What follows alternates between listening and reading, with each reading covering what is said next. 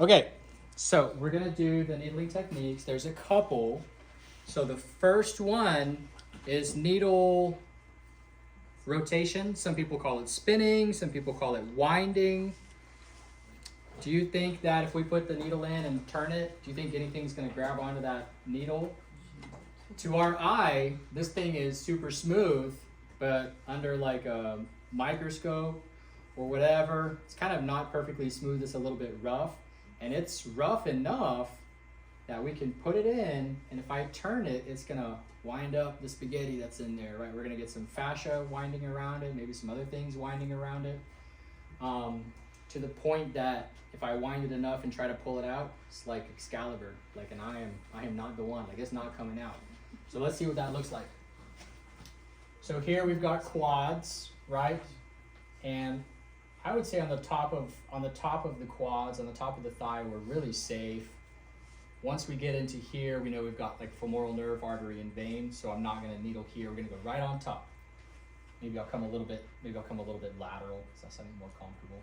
So there you go. Needle in. You good? Yeah, it's just weird. Okay, you don't have to watch. Okay, thank you. I'm a coward. So I'm going to spin the needle. Let's count how many times we can spin it. 1, 2, 3, 4, It doesn't tickle. 6, 7, 8, Mine's good. 10. 10 is better. Oh, yikes. We have an anomaly here. So usually by the time we hit about 7 or 8, like you can't even move it anymore. I don't know if you're well hydrated or just a freak. I am very well hydrated. I Okay. take pride. So, and if I pull it out, yeah, it's not even gonna tint much. Oh, sorry. Oh, yikes. That's weird. We'll demonstrate this on another person. But normally when we wind it up, it can't wind up anymore. Like you reach a point where you can't wind it anymore, and then at that point you try to lift it out and it won't come out. And I don't care how hard you pull, like it will not come out. So then you have to unwind it and then pull it out. Who's dehydrated?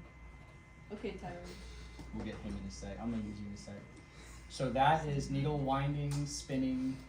Once you've spun it and you can't spin it anymore, and you try to pull it out and you're lifting up the skin, that's called tinting. Making a little tint, that's called tinting.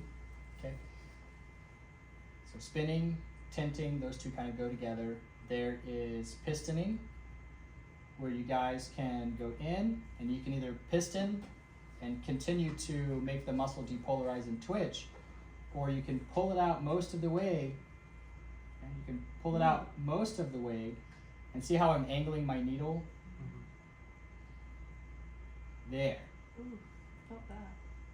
It came out of the tissue enough that it's allowing me to angle the needle in a different direction.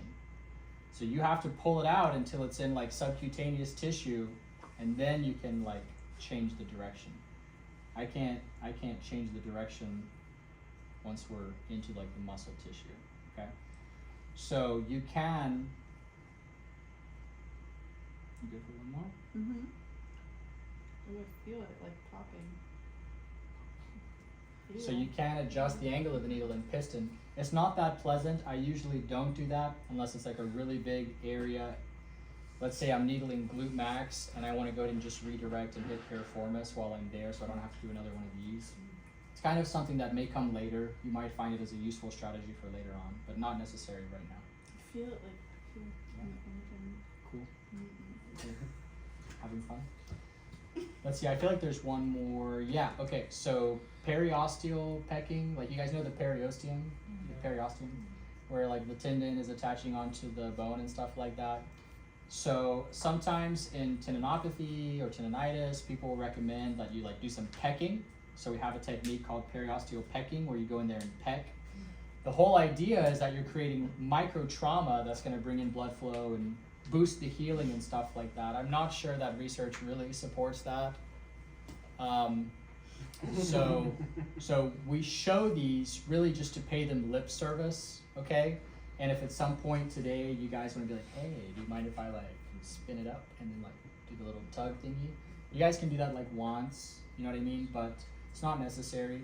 A lot of times in acupuncture, what they'll do is they'll put in a bunch of needles and give you like that sensation of needles in your body. After like a few seconds or a few minutes, you may feel nothing. Like you may forget the needles are in your body's like relaxed, calm down, you don't feel anything.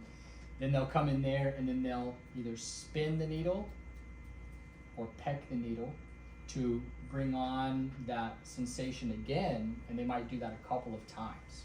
So in acupuncture, there's this term called ashi. Sounds a lot like something else, right? It's called ashi, and that's exactly what it is. When you guys hit, or when somebody hits on you, like a really good trigger point, it's gonna be like a buzzing, warming, kind of like a weird, it's different. And you can just tell like, oh, like you have found something, you know what I'm saying? And so in acupuncture, they call that ashi, and their goal is to bring it on, let it relax, bring it on, let it relax, and do that a couple of times, right? That's not our goal. We have research that helps us make our treatments very quick and efficient and less unpleasant for our patients and stuff like that. But yeah, can I borrow your leg and we'll see if we can get a little tinting demonstration going on. You want shorts on? Unless you want me to do your calf. Yeah, I'll put shorts on. Okay. You can just do it right here. We're all doctors.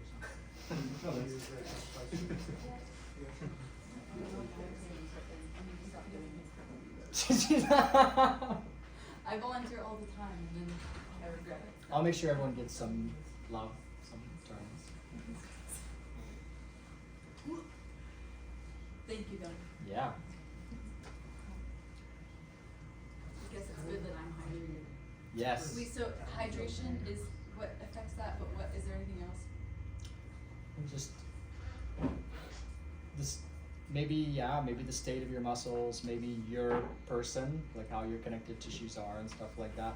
Sometimes it's where you are. Where? If you're just in subcutaneous tissue, like if you're just in ass fat, pardon the French, but if you're just in like ass fat, it's not gonna wind up. You have to actually be in like fascia, muscle, and stuff like that for it to be effective. But I know we're in your muscles, so. Also, when you wind up a couple of times, you can actually just kind of like give it 34 seconds, 40 seconds, or you just pull it out and just come out by itself, and the collagen will kind of let go with the needle. So you don't even have to rewind sometimes. Yeah. Never. I don't usually leave it for long enough to find That's out. How did you know you were in the muscle? You were like just deep enough to Oh, for sure. Like Penetration. you don't have like subcutaneous fat. We were like centimeters in. You know what I mean? Oh, okay. So. All right, muscle guy. Let's see what we got. Not very pleasant, is it? You volunteered for this. 2, 3,